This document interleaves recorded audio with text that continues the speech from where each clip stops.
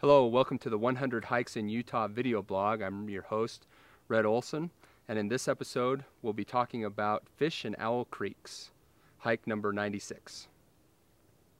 Well, welcome. Today we're going to talk about Fish and Owl Creek canyons on the Cedar Mesa. I'm Steve Mann, co-author with Rhett Olson, who introduced this segment. We want to talk today about Cedar Mesa. I think that's an important part to just kind of explain a little bit.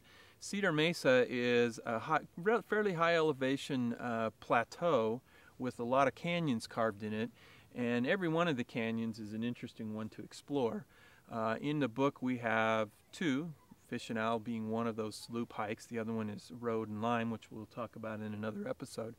But probably the preeminent feature of all of the hikes on Cedar Mesa is the number of Anasazi ruins.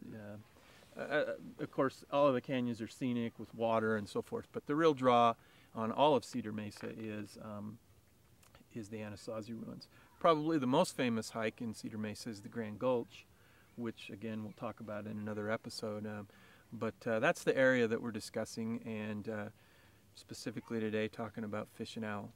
So the things that I remember about Fish and Owl, right off the bat, we hiked from the trailhead. We hiked overland on a single track trail over to the canyon rim, and the first obstacle, if you will, is about a 15-foot drop down a little rock face, kind of a corner, where you can slide down or just chimney down a little bit.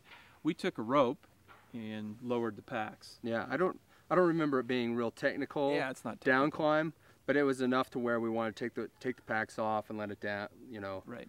I believe when we were there, we came across a group that had a dog with them, and the dog just went up fine. Yeah.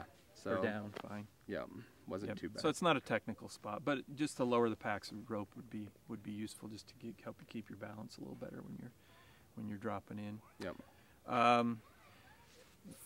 Go ahead. I was just going to say that the hike is a loop hike, and so you That's actually you can do it either way. We've seen some guides that say you should go down, Owl Canyon and come back up Fish Canyon. We chose to go down Fish Canyon so that we could go down the down climb instead of up that spot.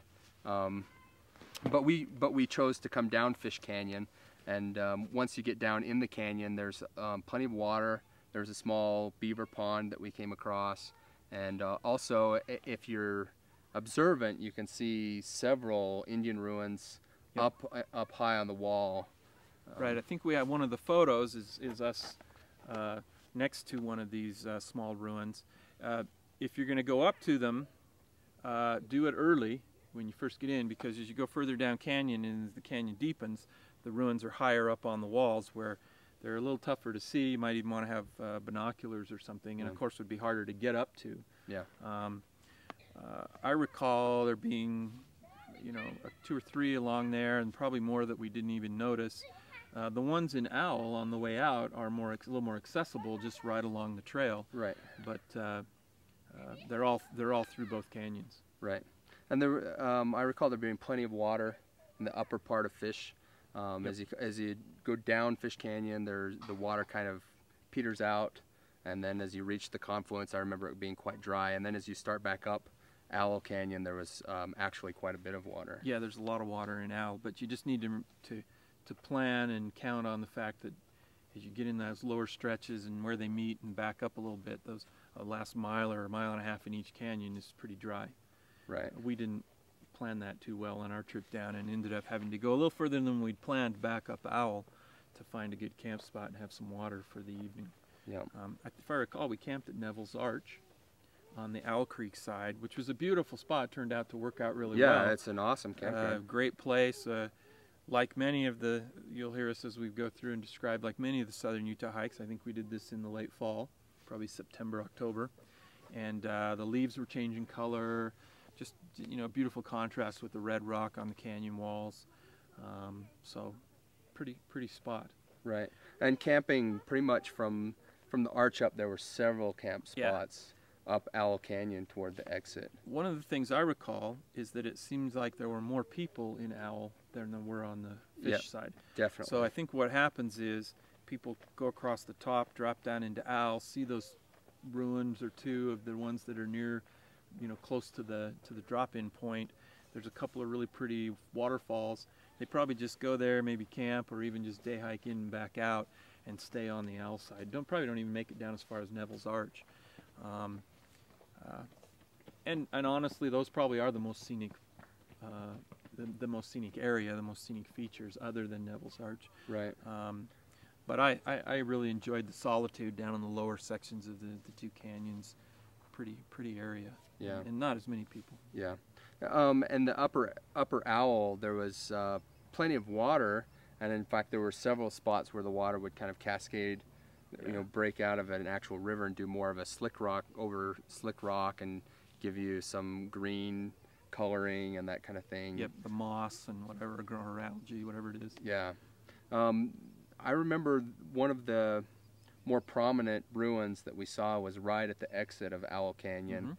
The trail diverges and heads up the side of the canyon. You continue up.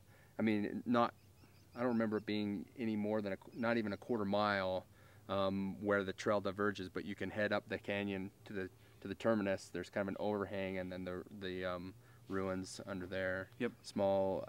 I don't remember if it was a granary or anyway. There was a ruin there. I think we have a picture of that one too, where both of us are sitting there with next to that ruin. It's these aren't large structures. It's not like the pit houses, the kivas in Road and Lime Canyon that we'll talk about on another episode. They're not like large room structures like you'd see at a Mesa Verde or something. They're single little spots, but they're neat. They're cool to see and pretty accessible on the way out like that. One of the things I remember also, just this is more of a technical point than an interest point, was that once you get out of Owl, the trail back over to the trailhead is a little nondescript. And that may be why some of the others recommend dropping into Owl and coming out Fish, is that's a more defined trail back from the top of Fish out to the trailhead than going the other direction. So if you're concerned at all about route finding, you may want to reverse the direction from what we have in the book. But it wasn't any problem that I recall for us. So no. We followed the rock cairns and did fine. Yeah. What else have we got? Those are the main points that I remember about Fish and Owl. Any other items that you can think of that are important there? No. I think just to summarize, the real, the top of Owl Canyon is really, I think, from Neville's Arch up is really where the most scenic spots are. Although we did enjoy the solitude of having the kind of the canyon to ourselves in the lower in Fish and lower Owl. Yep. So.